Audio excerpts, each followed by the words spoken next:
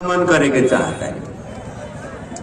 हमरा अभी ज्यादा कहे के नहीं थी। बहुत बार साथी लोग नेता लोग कह के गए बा, हमनी सब अभी राजनीति कर रहल बानी, राजनीतिक लड़ाई में बानी। राजनीति लोग करेला कह के लोग कहेला। राजनीति के मतलब का है? राजनीति के मतलब राज्य संचालन करे के नीति, कि देश के राज के तरीका से संचालन कइल जाए, के तरीका से सरकार के आगे बढ़ावल जाए, सरकार के तरफ से जनता के बीच में जौन सेवा होखेला, जौन विकास होखेला, जौन सुविधा होखेला, के तरीका से वितरण कइल जाए, ओकरा नीति पर बनावल राजनीति। हमने विकास के बात कर रहल है। विकास के तरीका से आई, विकास गांव में शहर में के तरीका से आई, अपने नीति बना दे तब आई। नीति न बनाए तो अपने के पॉकेट से कौनो न दे सके। सरकार जौन बा वो नीति बनाए। अपने के उदाहरण देता नहीं, 51 साल में हिमालय के सरकार बना, लोग के था न रहे, कौनो आदमी मांग कैले न रहे। हमने के देश में वो टाइम में 4300 गाविस रहे। नेकपा हिमालय हर एक गाविसा में 3 लाख भेज दिलक, 5 लाख भेज दिलक, 10 लाख भेज दिलक। गांव में विकास शुरू हुआ। कोनो मांग करो न करो, कोनो गाविसा निवेदन देव न देव, सरकार देलक अपने के विकास खातिर, वो नीति बन गए, वो देश के कानून बन गए, अपने के विकास शुरू हुआ। कि देश के बंटवारा वाला बात ना है, बजट के वितरण वाला बात ना, ये राजनीति के बात है, नीति के बात।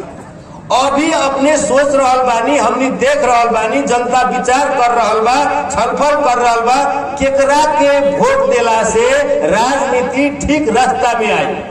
अभी राजनीति ठीक रास्ता में नहीं थे। अभी गठबंधन के सरकार बा, गठबंधन का करेला ओकरा बाद में छुट्टे छलफल हुई, लेकिन वो गलत रास्ता में बा। एकरा के ठीक रास्ता में ले आवे के हुई तो ई चुनाव में अपने के हरेक व्यक्ति के मत ज्यादा महत्वपूर्ण बा। अगर अपने के वोट, अपने के मत ठीक जगह में पड़ी, राजनीति ठीक ठाव में आई, विकास ठीक ठाव में आई, शिक्षा नीति, स्वास्थ्य नीति, गांव के विकास नीति ठीक ठाव में आई। अगर वोट गलत ठाव में पड़ गई, फिर हमने के भरमाए, फिर देश लुटाई। अब अपने कहीं देश के लुटावे के बाद क्या देश के ठीक ठाव में ले आवे के बाद, गलत नीति में हमनी के चले के बाद या नीति के ठीक ठाव में ले आवे के बाद। अगर इस देश के नीति के ठीक ठाव में ले आवे के बाद, अगर इस देश के गलत रास्ता से ठीक रास्ता में ले आवे के बाद, सुशासन के ओर ले आवे के बाद, तो नेकपा हिमालय और जसपा के वोट दी और एकरा के बहुमत ले आई। देश के ट्रैक में ले आवे खातिर, देश के ठीक जगह में ले आवे खातिर, हमनी के खास करके मध्य प्रदेश के ठीक जगह में ले आवे खातिर हिमालय और जसपा तालमेल कैले बा, चुनावी एकता कैले बा और देश के आगे बढ़ावे खातिर समझौता कैले बा। इस समझौता के अनुमोदन करेला अपने तैयार बानी तो देश और मदेश दोनों सुधरी। अगर हमने तैयार ना बानी तो हमने ना सुधरे। अभी की स्थिति राजनीति ये है कि दो कोण में राजनीति चल रहा है। अपने कहता नहीं, हम कहता नहीं, राजनीति ठीक ठाव में ले आवे के बाद, लेकिन निर्णय गलत कर्म तो कैसे हुई ना हुई। जैसे हमारा अपने से वो बात कहता नहीं, जैसे कि विकास की बात लोग बहुत करेला, कांग्रेस लोग विकास के बात करेला। कांग्रेस कैसन विकास करेला, अपने के एगो खिस्सा सुनावता, एगो चुटकुल्ला बा। हमने 8-9 क्लास में पढ़त रहे, 10 क्लास में पढ़त रहे, तो खूब प्रसिद्ध रहे वो टाइम में एगो चुटकुल्ला।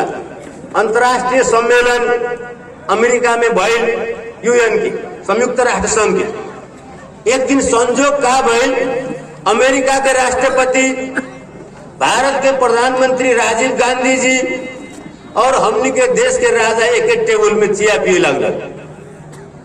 तो हमनी के राजा कुछ लोग अमेरिका के सबसे निमन विकास की कथी है, तो अमेरिका के राष्ट्रपति कहलक कि हम सबसे छोटा सीयू बनाओ। सीया आपने बोला सुई बनावले बानी, सबसे छोटा